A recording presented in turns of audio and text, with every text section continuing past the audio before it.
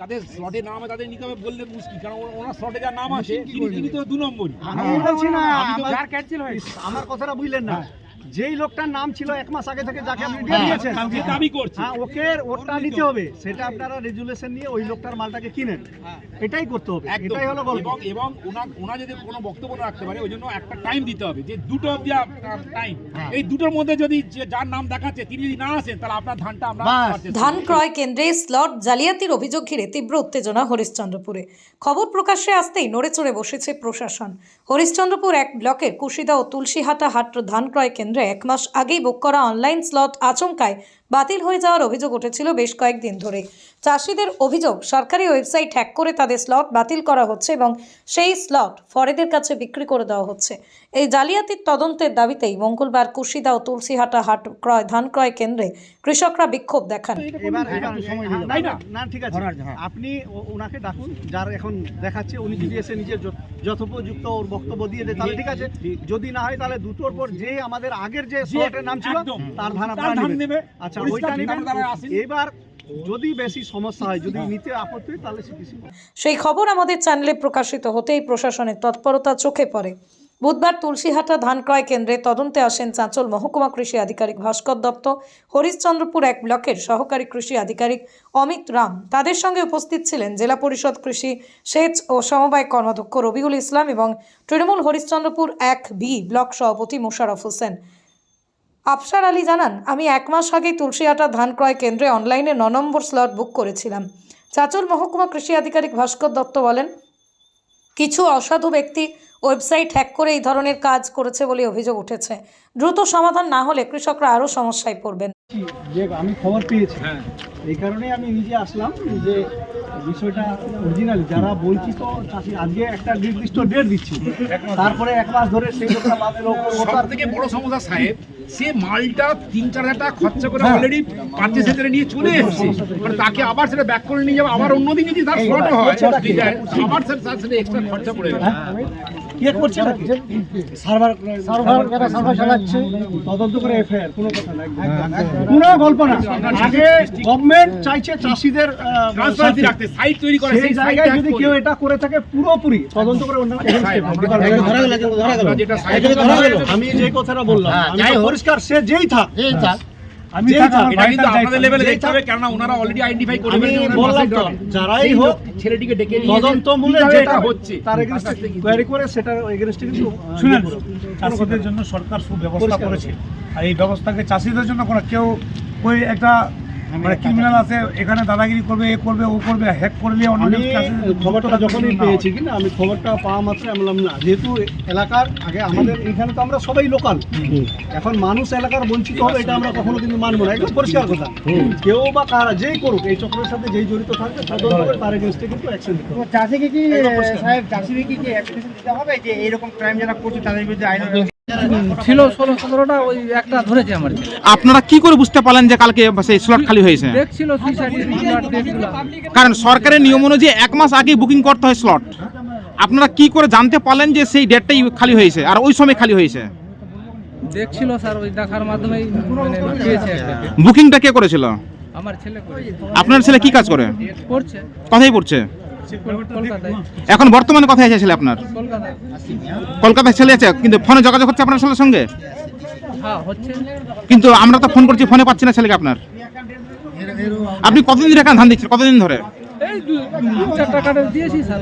আপনি কি চাষি না এখানকার কোন এলাকার ছোট ব্যবসায়ী? তো এখানে তো চাষিদের ধান দেওয়ার কথা, তো আপনি কেন এখানে? আমারও 2-4 টাকা আছে না স্যার। তো আপনার 2-4 টাকার কথাই পেলেন আপনি? 2-4 টাকার কার কাট পেলেন আপনি? আমার বইয়ের আছে, আমার মেয়ের আছে, আমার আছে। কিন্তু তো সব চাষি তো আপনাদের বিরুদ্ধে অভিযোগ তুলছে যে আপনার ছেলে নাকি হ্যাকিং করে সবকিছু কাজ করছে। না স্যার, ওগুলো কথা বলছি আপনার কি নাম? আপনার কি নাম? আপনার কি নাম? আপনার কি নাম? আর আপনার ছেলের কি নাম? আপনার ছেলের কি নাম? কোথায় থাকে আপনার ছেলে? কলকাতায়। আর আপনার বাড়ি কোথায়? ওই যে আমার কার্ডটা ই করে নিয়েছি, চুরি করে দিয়েছি। আপনার কত নম্বর স্লট ছিল? 9 নম্বর। কতদিন আগে আপনি সে বুকিং করেছিলেন? 1 মাস। তো ধান নিয়ে এসেছেন আজকে? হ্যাঁ আছে ধান। তো এখানে আসে কি জানতে পারলেন? এই জানতে পারলে আমার কার্ডটা ই করা আছে, ক্যান্সেল করা আছে। তো কারণ সরকারি সিস্টেম হচ্ছে ক্যান্সেল করতে গেলে ওটিপি, যে আপনার মোবাইলে কি ওটিপি গেছিল? হ্যাঁ। না না না। আপনি কাউকে ওটিপি শেয়ার করেননি? না না না তাহলে কি করে ক্যান্সেল হচ্ছে, কি বুঝতে পারলেন এখানে, বা কি জালিয়াতি হচ্ছে এখানে? এখানে যে আসি বুঝতে পারলাম যে চালিয়াতি আছে সব, এগুলো মানে অনেক লোকেরই আছে। অনেকেরই তাহলে জালিয়াতি করে এই ধরনের তাহলে স্লট বুকিং করে নিচ্ছে। হ্যাঁ। তো এখন তো ধান বিক্রি করতে পারবেন না, কি করবেন এখন আপনি? এখন কি করবো, এখন ঝামেলা হবে এখানে।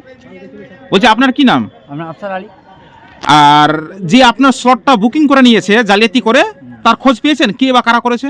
ভাই আমার কাকাই হলো, আমাদের গ্রামের আছে। আপনার গ্রামেরই? তো আপনার কাছ থেকে কখনো বা কোনোদিন কি মোবাইল নিয়েছিল? না না না কিছু নেই। নেইনি মোবাইল যোগাযোগ? মোটামুটি 8 দিন থেকে আমার বন্ধ হয়েছিল, আজকে আমি চালু করলাম মোবাইল। বলছি আপনার কি নাম?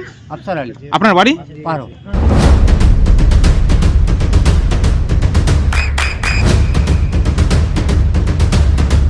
বৃষ্টিতেই স্বস্তি।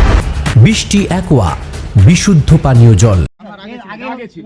ওর কাছে বাইপাস ওটিপি আসলো, আমার ভাই বাইপাস ওটিপি, ও নিজে কিন্তু ওটিপি নেয়নি, ওর মোবাইল ওর কার্ড, ও বাইপাস ওটিপি আসলো। কিছুক্ষণ পরে ভাবছে হয়তো যে আমার ওটিপি এসছে, কিন্তু কিছুক্ষণ পরে দেখছি যে ওর শর্ট ক্যান্সেল অটোমেটিক। মানে ওনার কাছে ওটিপি আসেনি, ওনার ভাইয়ের কাছে ওটিপি না, এসেছে। এনার কাছে আসে। আমি বলছি মানে আমার গত ডিসেম্বরের 6 তারিখে আমার ডেট ছিল, আমি 1 মাস আগে বুক করেছিলাম। হ্যাঁ। নভেম্বরের 6 তারিখে, ডিসেম্বরের 6 তারিখে আমি ধান নিতে আসি, ধান দিয়েও দিই। দিয়ে যখন আমি পারচেজ করতে আসি, ওখানে পারচেজ করতে ফিঙ্গার লাগাতে যাই, আমার নাম কিন্তু খুঁজে পাচ্ছে না যে আমার আজকের ডেট আছে।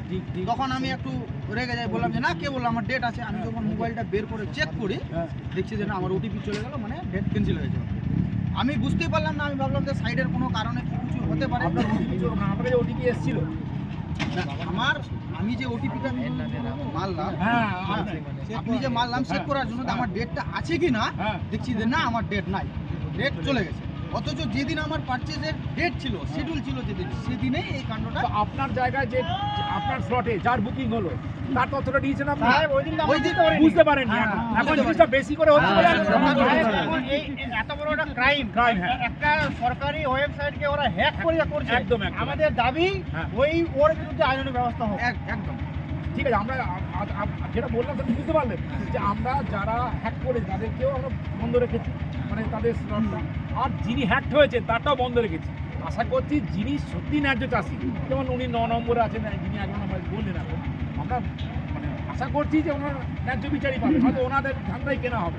যারা হঠাৎ করে, কেন সাইডে তো এটা বোঝা যাবে যে উনি কতদিন আগে বুকিংটা করলেন, আর যিনি হ্যাক করে বুকিংটা করলেন তিনি কত ঘন্টা আগে বুকিংটা করলেন, পরিষ্কার। সাহেব, আরেকটা বিষয় খুব ভয়ঙ্কর যে আমরা 1 মাস ধরে ট্রাই করছি, একটা ডেট পাচ্ছি না।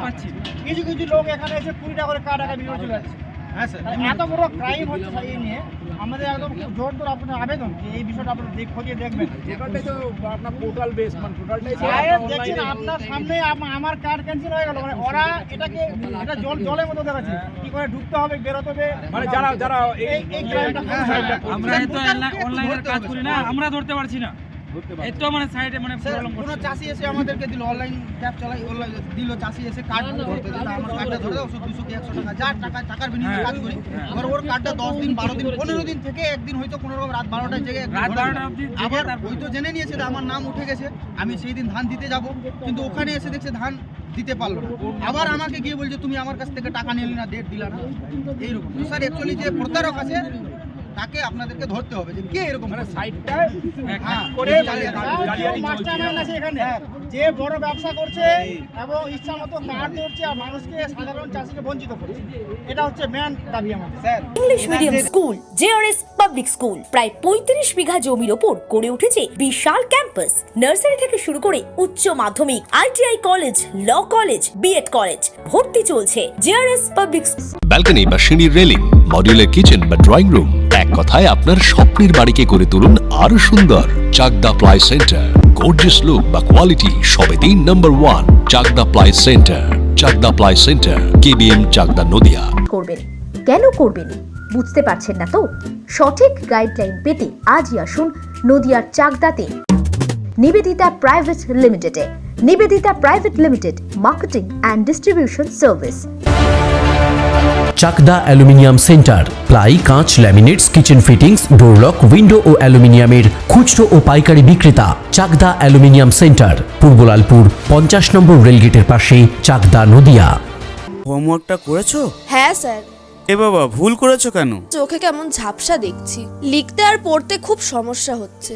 চাকদার মডার্ন অপটিক্স থেকে ভালো চোখের ডাক্তার দেখিয়ে নাও। প্রতিদিন প্রকৃত চোখের ডাক্তার ও দৃষ্টি বিশেষজ্ঞ মডার্ন অপটিক্স চাকদহে। স্যামসাং, জিও,